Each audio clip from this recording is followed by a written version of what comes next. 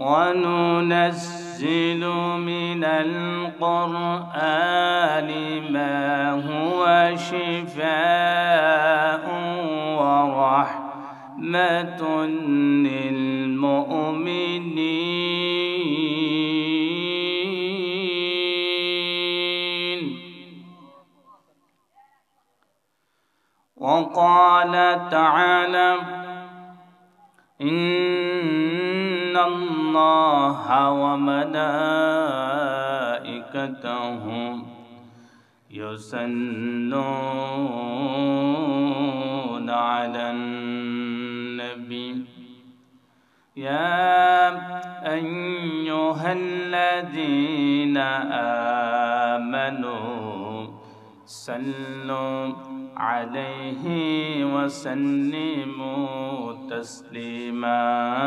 اللهم صل على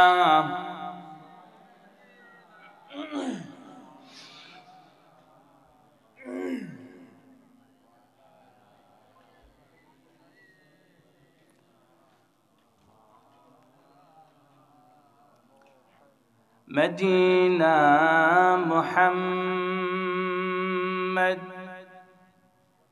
मोमिनों की तमन्ना है, रौजाए मुहम्मद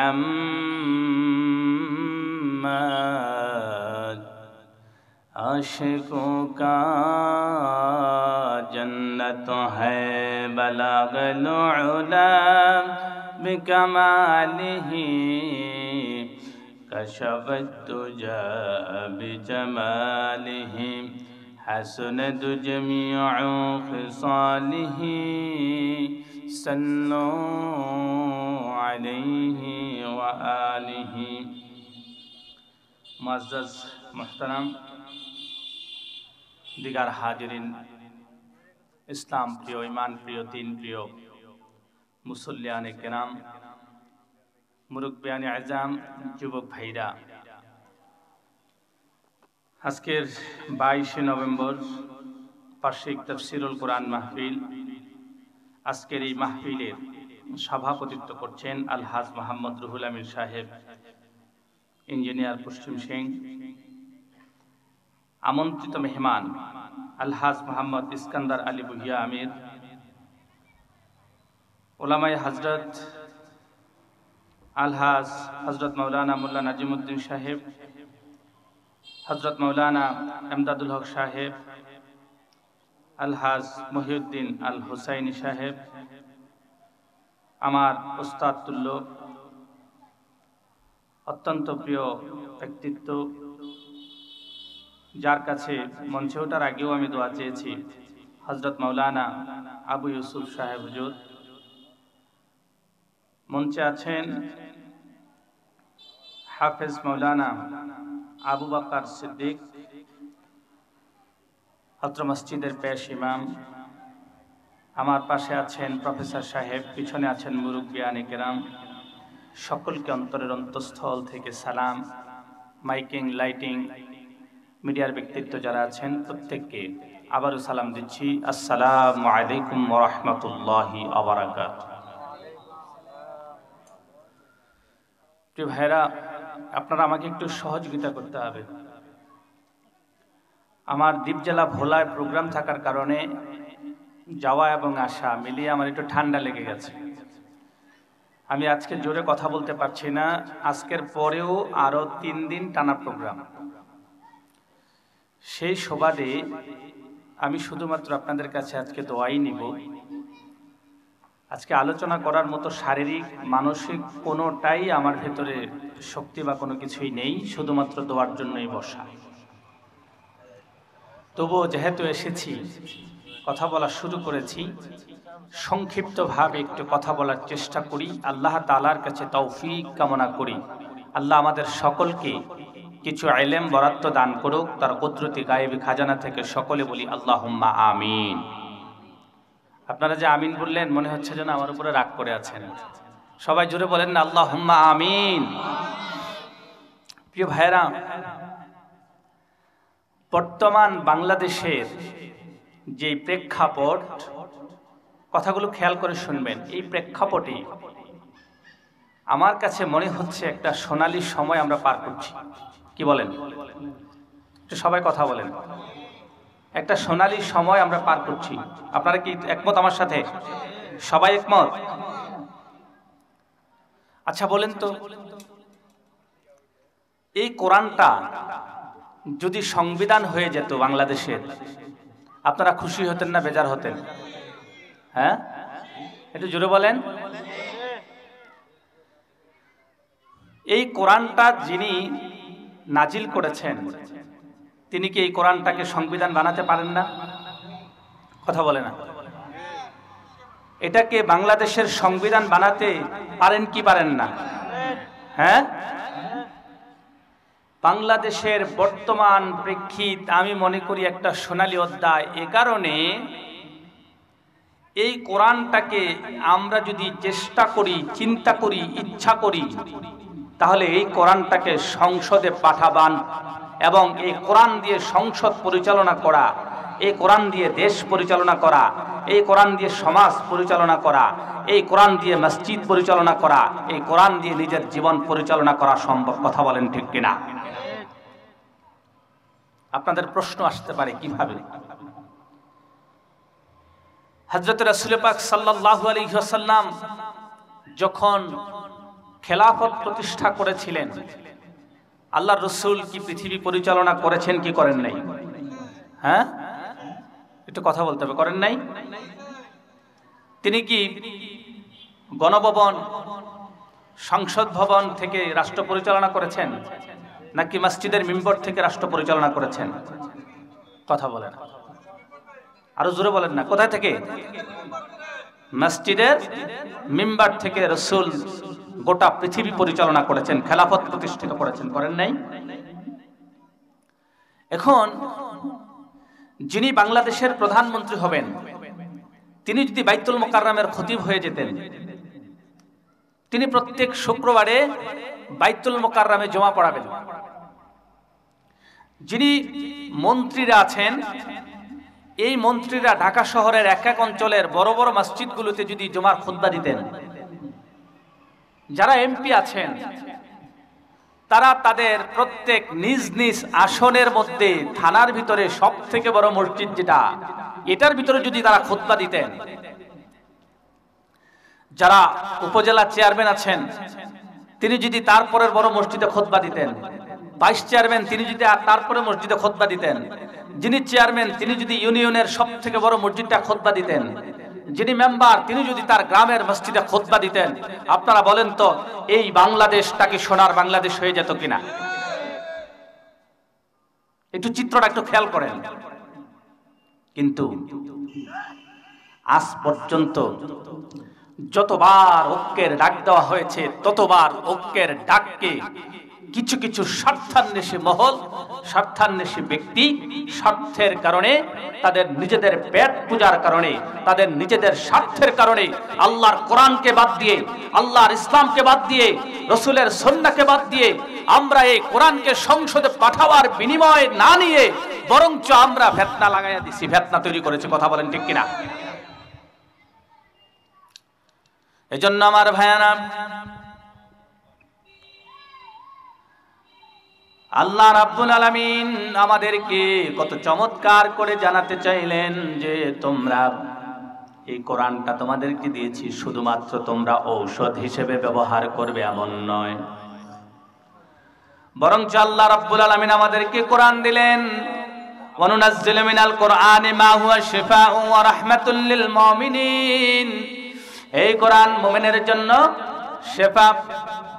শুধুমাত্র এই কোরআনকে শেফা হিসেবে গ্রহণ না করে আমি আর আপনি যদি আমার জীবনের পথ, আমার জীবনের মত, আমার জীবনের পাথেও আমি যদি আমার জান্নাতে যাবার মাধ্যম, আমি যদি আমার জান্নাতে যাবার রাস্তা যদি কোরআন থেকে খুঁজতাম, তাহলে বন্ধু আপনার আমাকে কোরআন এত সুন্দর করে জান্নাত পর্যন্ত নিয়ে যেত।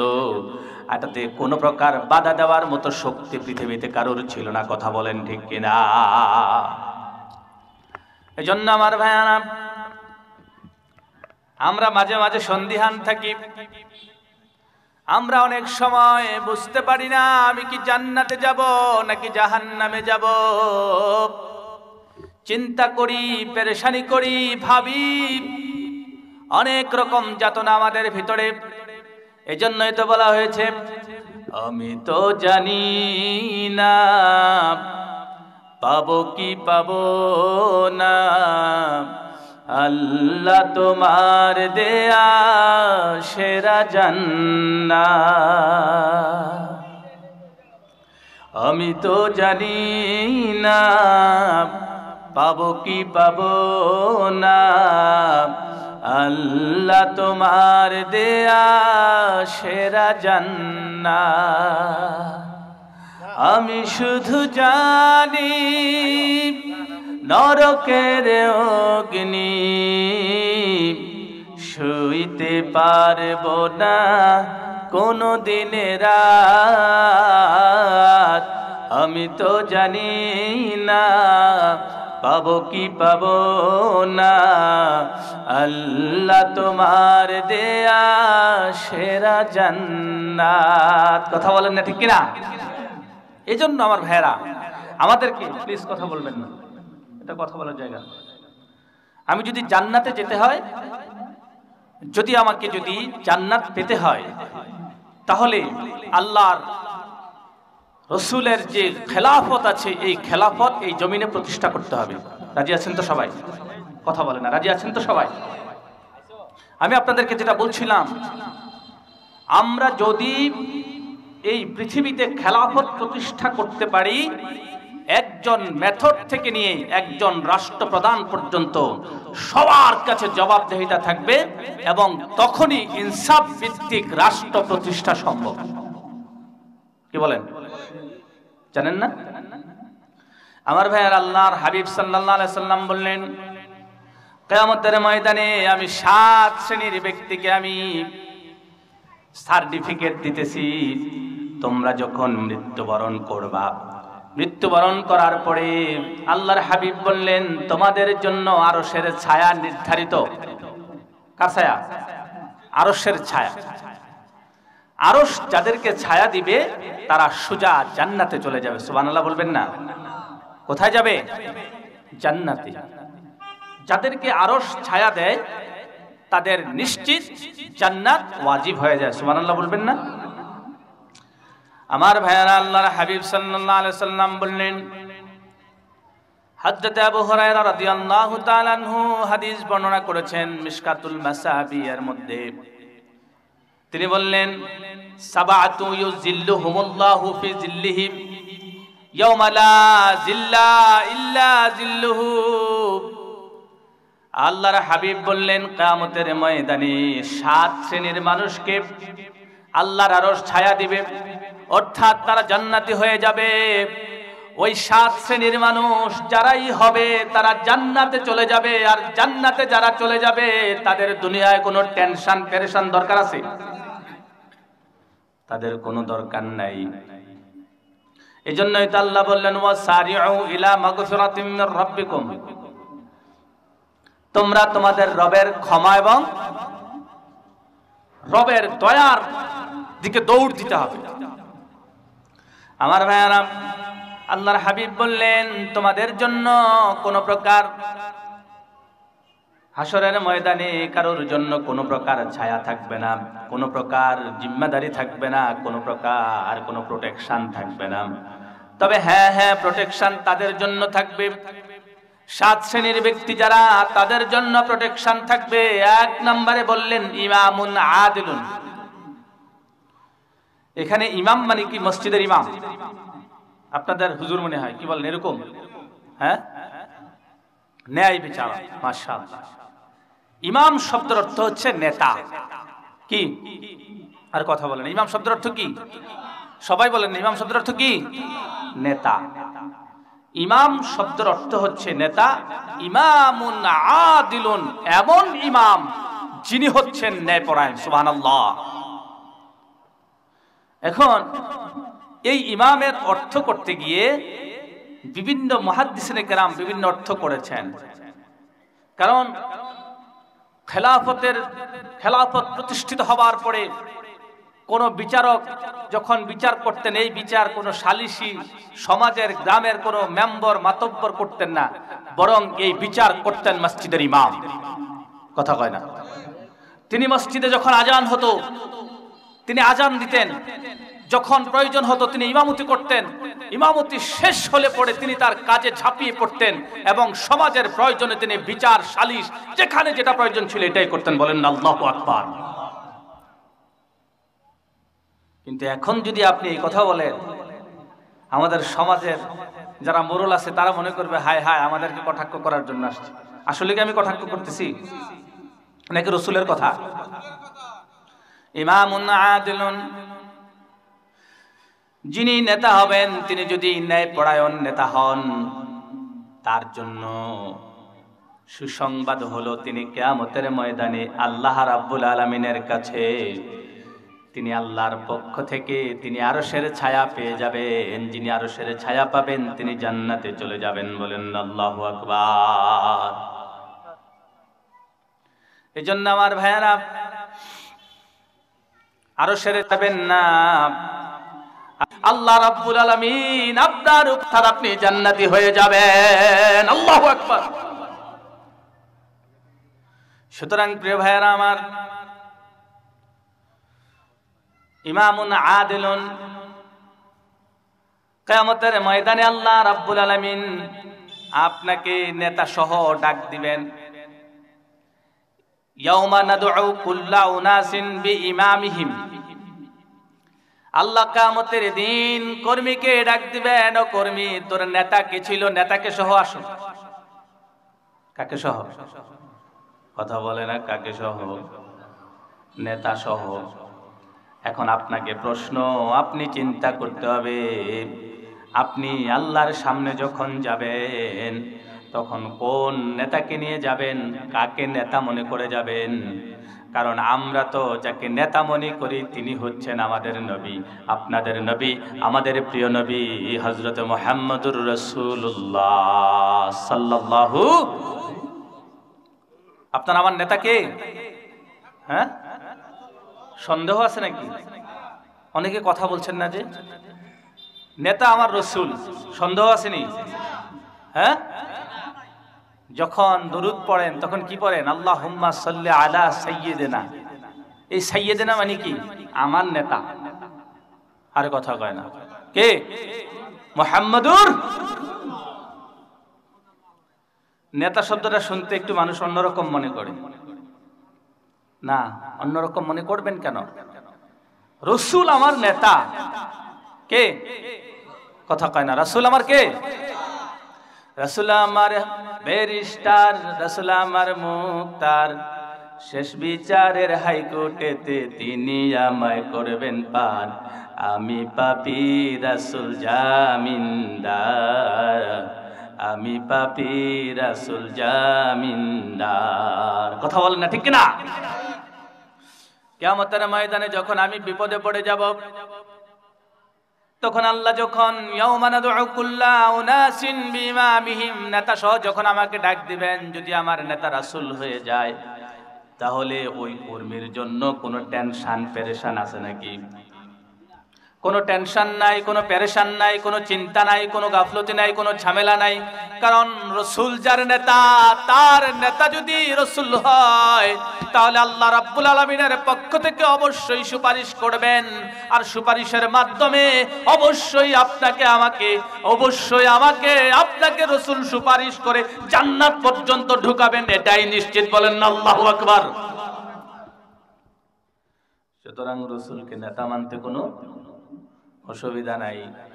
বরংস ইমামুন আদিলুন নেতার ব্যাখ্যায় আল্লামা মোল্লা কারি রাহিমাহুল্লাহুল বারি তিনি বলেন, এই ইমামুন আদিলুন, পৃথিবীতে সব থেকে বড় ইমামুন আদিল ছিলেন আমার আপনার নবী, কামলেওয়ালা নবী মুহাম্মদুর রাসূলুল্লাহ সাল্লাল্লাহু।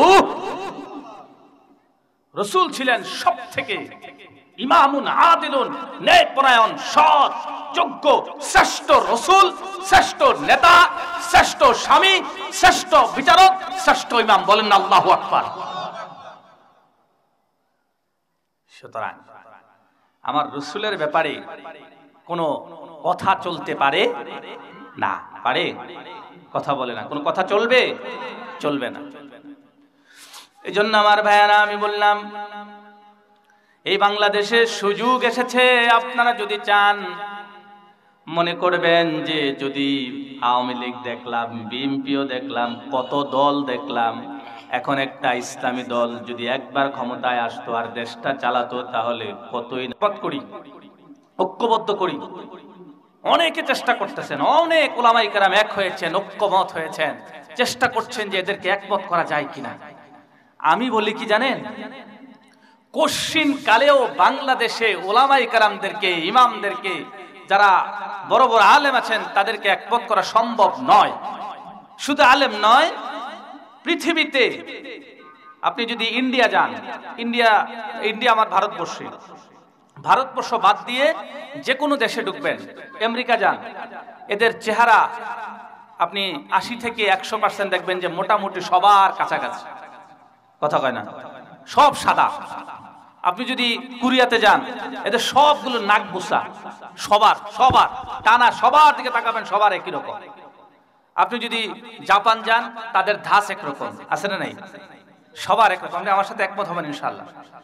এদের ধাঁচটা একরকম, কারণ হচ্ছে এরা এক জাতের মানুষ এবং একটা জাত থেকে এরা গোটা দেশের মানুষ। আর বাংলাদেশে এ পর্যন্ত কোন দল ঐক্যবদ্ধ হয় না, কোন ইসলামী দল ঐক্যবদ্ধ হয় না। এটার পিছনে বড় কারণ হলো, একমত হবেন, এই বাংলাদেশের ভিতরে সর্বমোট, শুধু বাংলাদেশ নয়, এই ভারতবর্ষের ভিতরে মোট জাতি আছে প্রায় ১০০-র উপরে। কত জাত? ১০০-র উপরে। কিন্তু বাংলাদেশে একেবারে প্রমাণ সহকারে পাওয়া যায় 18 থেকে 20টা প্রজাতির মানুষ, 20টা জাতের মানুষ আমার এই দেশে আছে। এই জন্যই আমাদের বাঙালি জাতিকে বিদেশিরা বলে শঙ্কর জাত। কি জাত? কথা কয় না, কি জাত? মিশ্র জাত, শঙ্কর জাত। দেখবেন আমার বাবার লোকে দাদার মিল নেই, আমার আরেক দাদার লোকে কোনো মিল নাই, এখানে যারা বসছেন চেহারার কোনো মিল নাই। যদি এই বিদেশিরা যদি বসতো, এখানে তাকাইলে দেখা যেত যে সবার চেহারা মোটামুটি সেম কাছাকাছি, সামান্য কিছু ব্যবধান, বাকি সব এক, এরকম দেখা যেত। এই যার কারণে, আমার এই শঙ্কর জাত পড়ার কারণে, আমার এই দেশে মিশ্র জাত হবার কারণে কোনো ব্যক্তি কোনো মতের উপরে সবাই ঐক্যবদ্ধভাবে ঝাঁপিয়ে পড়ে একমত হওয়া কখনোই সম্ভব না।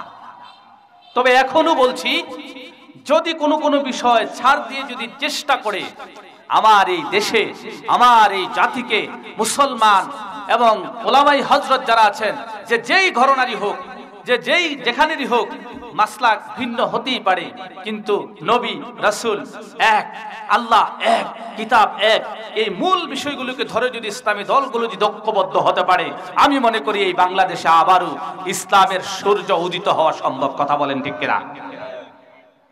আমার ভাইয়ারা, আমি ওইদিকে যাচ্ছি না। আল্লাহর হাবিব সাল্লাল্লাহু আলাইহি ওয়াসাল্লাম বললেন, ইমামুন আদিলুন, হাসরের ময়দানে যিনি ন্যায়পরায়ণ বাদশা হবেন, তাকে চমৎকার করে আল্লাহ রাব্বুল আলামিনের আরশের ছায়া দেওয়া হবে। শাবুন নাশা ফি ইবাদাতিল্লাহ, 2 নম্বরে যিনি আরশের ছায়া পাবেন, আরশের নিচে স্থান পাবেন, তিনি হলেন ওই যুবক, যেই যুবকটা রব্বুল আলামিনের গোলামি করে করে তার দিন এবং রাত সময়টা পার করে দেয়। দিন রাত, এই যে আপনি পেয়েছেন যুবক বন্ধু, যুবক ভাই, এটাকে আপনি শুধুমাত্র ফেসবুক আর ট্রল দুষ্টামির খেলায় করে আপনি কাটাবেন না, বরং এই সময়টাকে যদি আপনি, যৌবনটাকে যদি আপনি আল্লাহর রাহে, কোরআনের রাহে, রাসূলের দেখানো সুন্নাতের পথে যদি আপনি পার করতে পারেন, তাহলে অবশ্যই কিয়ামতের ময়দানে আল্লাহ রাব্বুল আলামিন সূর্যটাকে আপনার মাথার সামনে থেকে, উপর থেকে সরায়, আপনার পিতলের জমিন সরায়, আপনার উপরে জান্নাতি, আপনার উপরে জান্নাতি, আপনার উপরে জান্নাতি সেই আল্লাহ রাব্বুল আলামিনের সেই আরশের ছায়া আপনাকে দিয়ে দিবে। বলেন সুবহানাল্লাহ। এই জন্য আমার ভাইয়ারা, 2 নম্বরে বললেন ইমামুন আদিলুন, এক নম্বরে বললেন ইমামুন আদিলুন, দুই নম্বরে বললেন শাবুন নাশা ফি ইবাদাতিল্লাহ, ওই যুবক যেই যুবক আল্লাহ রাব্বুল আলামিনের রাহে তার যৌবনটাকে ব্যয় করে দেয়।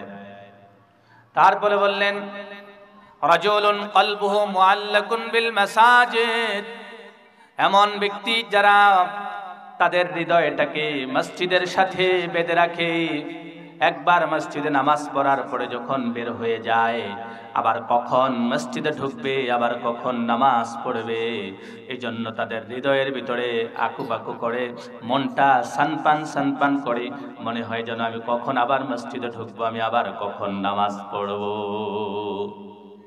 এই জন্য আমার বন্ধু,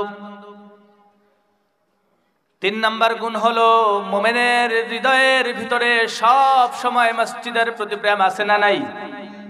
মুমিন মসজিদকে ভালোবাসে, মুমিন সাজদাকে ভালোবাসে, মুমিন আল্লাহর রাহে সাজদা করা, আল্লাহর রাহে সাজদা করে করে সময়টাকে পার করা, মসজিদে সময় কাটানোকে এত বেশি মহাব্বত করে, এত বেশি ভালোবাসে, যেই মহাব্বতের কারণে, যেই ভালোবাসার কারণে মুমিন সব সময় চায় আমি সব সময় মসজিদে সময় কাটাই। তারপরে বললেন রাজুলুন তাসাদ্দাকা বিসাদাকাতিন ফাআখফাহা, আমাদের দেশে দানবীরের অভাব নাই। আমরা যখন দান করার চেষ্টা করি, আমরা যখন দান করতে যাই, তখন অমুক ভাই দিলেন 10,000 টাকা, এভাবে চিৎকার দিয়ে বলি কিনা? হ্যাঁ, আমার ভাইয়ের আল্লাহর হাবিব বললেন রাজুলুন তাসাদ্দাকা বিসাদাকাতিন ফাআখফাহা, যেই ব্যক্তি আল্লাহর রাহে সাদাকা করে, এটাকে ফলাও করে না, প্রদর্শন করে না, বরং আল্লাহর খুশির জন্য সে গোপনে গোপনে দান করে, কিয়ামতের দিন আল্লাহ রাব্বুল আলামিন এমন দানকারীর মাথার উপরে আল্লাহর আরশটা দিয়ে দিবেন, আর এই আরশ তাকে হাসরের ময়দানে ছায়া দিতে থাকবে। সুবহানাল্লাহ। তারপরে বললেন রাজুলানে তাহাব্বা ফিল্লাহি ইজতামা আলাইহি ওয়া তাফাররাকা আলাইহি, যদি এমন কোন দুইজন ব্যক্তিকে পাওয়া যায় যারা একত্রিত হয় আল্লাহর ভালোবাসায়, আবার তারা যখন একজন আরেকজনকে ছেড়ে যায় তাও আল্লাহর ভালোবাসায়। আপনারা এখানে আসছেন কার ভালোবাসায়? আরো জোরে কন্যা, কার ভালোবাসায়? আল্লাহর ভালোবাসা ছাড়া আর কোনো ভালোবাসা চান নাকি? আল্লাহর ভালোবাসা পেতে চায় মন, কাঁদে সদা দেখো অনুক্ষণ।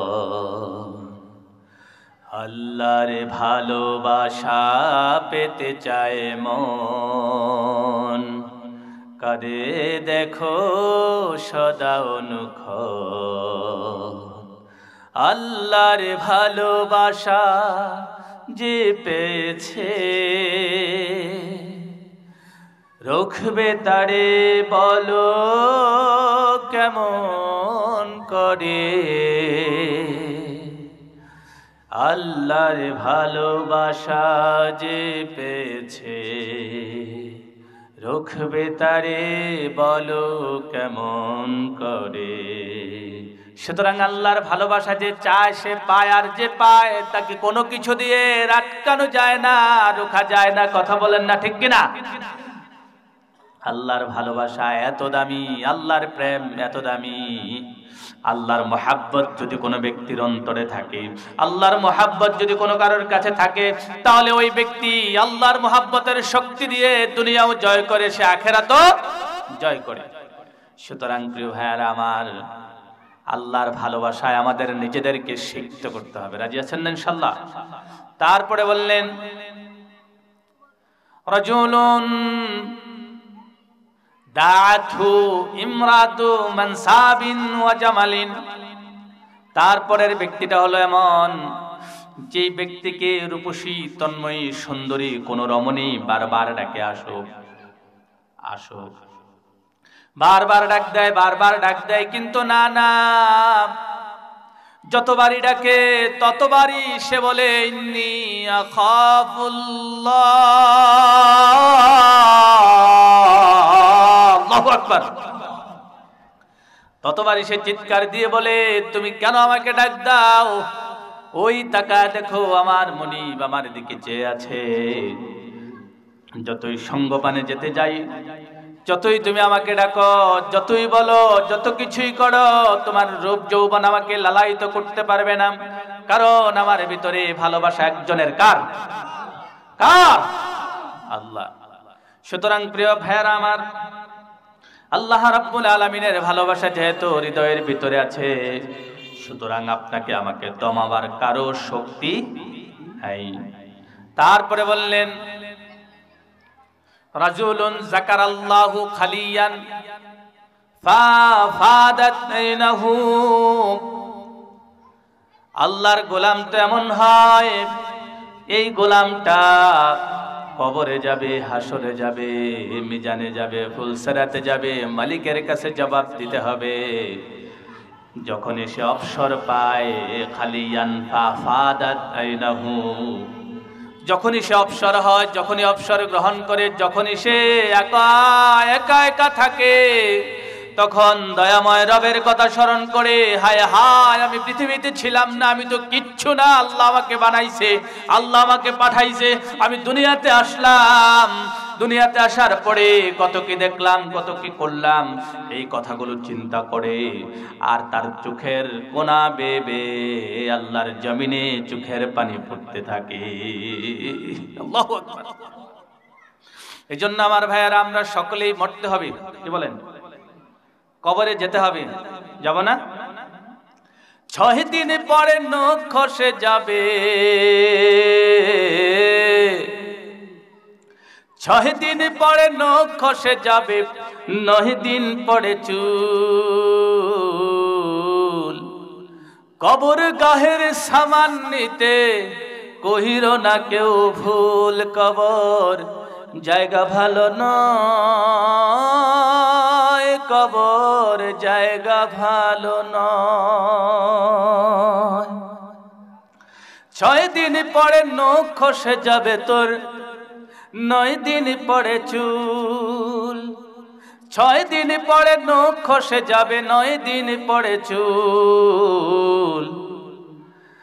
কবর গাহের সামান নিতে কহির না কেউ ভুল, কবর জায়গা ভালো নয়, কবর জায়গা ভালো নয়। আমল দিয়ে কবর গৃহ সাজিয়ে নিতে হয়, আমল দিয়ে কবর গৃহ সাজিয়ে নিতে হয়, কবর জায়গা ভালো নয়, কবর জায়গা ভালো নয়। আমল দিয়ে কবর গৃহ সাজিয়ে নিতে হয়। সুতরাং প্রিয় ভাইরা আমার, এই দুনিয়াতে যতদিন আছি, যদি কবরে ভালো থাকতে হয়, আমাকে আমল নিয়েই কবরে যেতে হবে। কি বলেন প্রিয় ভাইরা আমার? এই জন্য আমাদেরকে অবশ্যই রাসূলের সুন্নাহ অনুযায়ী আমাদেরকে কাজ করতে হবে। রাজি আছেন না সবাই? প্রিয় ভাইরা আমার, আজকে আমি একটা সুন্নাহর ব্যাপারে একটু কথা বলার চেষ্টা করি। যেমন এটা কি, এটা বলেই শেষ করে দিচ্ছি, মাত্র 2 মিনিট ইনশাআল্লাহ। এটা একটা বোতল না? বোতলের ভিতরে আছে পানি। আপনি পানিটা খাবেন, কি বলেন? খাবেন না? এই আমি এভাবে পানি খাইলাম, সুন্নাহ হইছে নি? হ্যাঁ, কথা বোঝেন নাই মনে। এই যে এইভাবে খাইছি, সুন্নাহ হইছে নি? বলেন, সুন্নাহ হয় নাই। ফাআসহাবুল ইয়ামিন ডান হাত, ফাআসহাবুশ শিমাল বাম হাত। ফাআসহাবুল ইয়ামিন ওয়াস শিমাল, দুইটা একত্র করলে কি আর ডান থাকে? কথা বলেন। ডান এবং বামকে যদি একত্রিত করে ফেলেন, এটা কখনো সুন্নাহ হয় না। বরং অনেকেই দেখবেন যে মনে করে যে 2 হাতে এভাবে খাইয়ে এভাবে লাগাইলে মনে হয় সুন্নাত হয়। না, শুধুমাত্র ডান হাতেই পানি খাবেন, এটাই সুন্নাহ। মনে থাকবে কথা। সুন্নাহ হচ্ছে ডান, আপনি ডান হাতে খাবেন, এটাই সুন্নাত। বাম হাতে খাইলে এটা শয়তানের অনুসরণ করলেন। এবং দুইটা মিলালে দুইটাকে একত্রিত করার কারণে আসলে প্রকৃতপক্ষে সুন্নাত হয় নাই।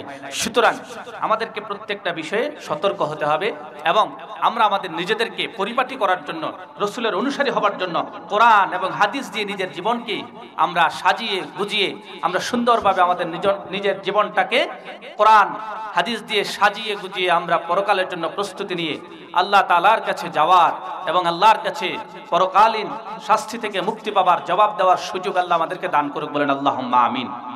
আবারও বলেন আল্লাহুম্মা আমিন। আমা তৌফিক ইল্লা বিল্লাহ। আসসালামু আলাইকুম ওয়া রাহমাতুল্লাহি ওয়া বারাকাতুহু।